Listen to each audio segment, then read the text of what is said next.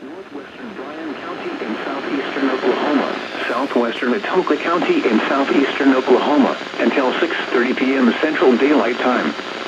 At 5:42 p.m. Central Daylight Time, a severe thunderstorm capable of producing a tornado was located near Milburn, moving east-southeast at 20 miles per hour. Hazard, tornado and golf ball size hail. Source, radar indicated rotation. Impact, flying debris will be dangerous to those caught without shelter. Mobile homes will be damaged or destroyed. Damage to roofs, windows, and vehicles will occur. Tree damage is likely. Locations impacted include Tishomingo, Milburn, Kenneth, Coleman, Fillmore, and Mena. Take cover now. Move to a storm shelter, safe room, or an interior room on the lowest floor of a sturdy building.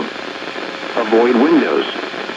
If you are outdoors, in a mobile home, or in a vehicle, move to the closest substantial shelter and protect yourself from flying debris.